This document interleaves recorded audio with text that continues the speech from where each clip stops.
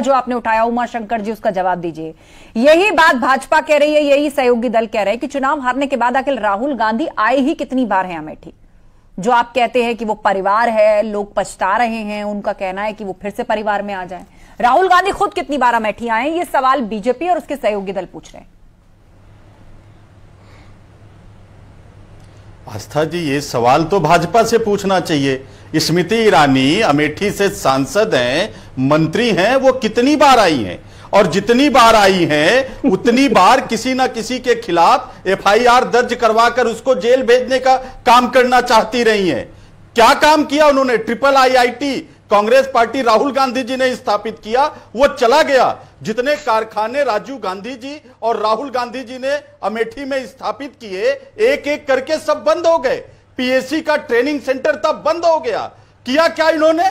जो polytechnic college था वो अंतिम सांसें गिर रहा है। फर्टिलाइजर की फैक्ट्री थी, वो अंतिम सांसें गिर रहा है। मालविका स्टील फैक्ट्री राहुल गांधी जी ने वहां पर स्थापित करवाया, उसे चालू करवाया, वो अंतिम सांसें गिनते हुए बंद हो गया।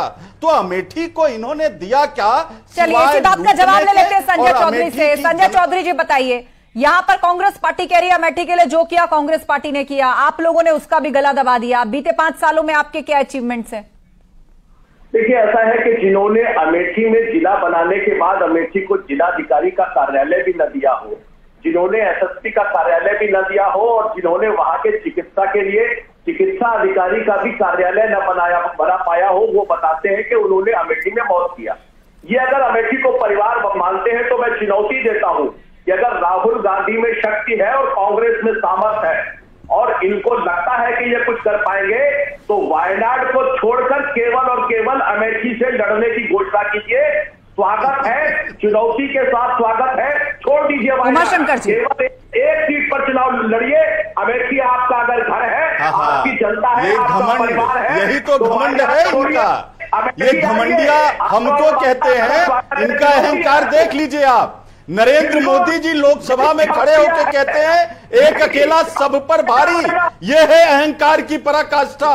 योगी जी विधानसभा में खड़े होकर दो पूर्व मुख्यमंत्रियों का अपमान करते हैं, यह है अहंकार। इनकी एक मंत्री मीनाक्षी लेखी लोकसभा में खड़े होकर कहती है ईडी भेज दूंगी घर पे, यह है अहंकार।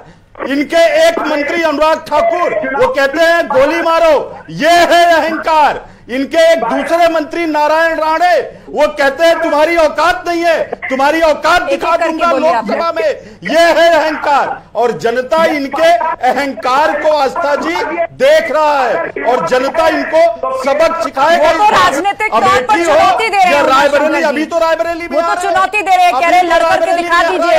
आपने जो अमेठी के लिए किया वो एक तरफ, उन्होंने जो अमेठी के लिए किया वो एक तरफ, आप लड़कर दिखा दीजिए। वो तो राजनीतिक तौर पर चुनौती दे रहे हैं। आप नरेंद्र मोदी जी को कहिए, स्मृति ईरानी जी को हटाइए, इस बार तो उनकी जमानत जब्त हो जाएगी। आप नरेंद्र मोदी जी को कहिए अमेठी में आके लड़के दिखा दे, आके लड़के दिखा दे। राहुल गांधी लड़े या प्रियंका गांधी लड़े या कांग्रेस का कोई कार्यकर्ता लड़े, नरेंद्र मोदी जी को कहिए अगर हिम्मत है तो अमेठी में लड़के दिखा दे। इस बार मैं चुनौती दे रहा हूं आपको, बोलिए नरेंद्र मोदी जी को कि वो आए और अमेठी में चुनाव लड़के दिखा दे। अब मैं चैलेंज कर रहा हूं, आप ये चुनौती स्वीकार कर रहे हैं? अमेठी से भेजिए। एक दूसरे को आप लोग ललकार रहे हैं, इनवाइट कर रहे हैं एक दूसरे को। कांग्रेस का एक कार्यकर्ता जो भी खबर तो ये भी है कि प्रियंका गांधी वाराणसी से चुनाव लड़ सकती है, चुनाव हरा कर दिखा। एक खबर ये भी है कि क्या प्रियंका गांधी भी वाराणसी से चुनाव लड़ सकती है? नरेंद्र मोदी जी को खड़ा कर दे, अमेठी मोदी जी आए अमेठी से लड़े।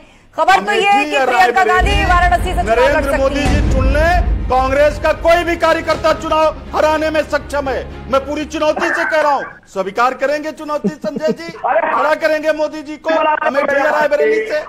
करिए ना, जवाब दीजिए ना, वो मोदी जी से जवाब दीजिए ना, है चुनौती मेरी आपको।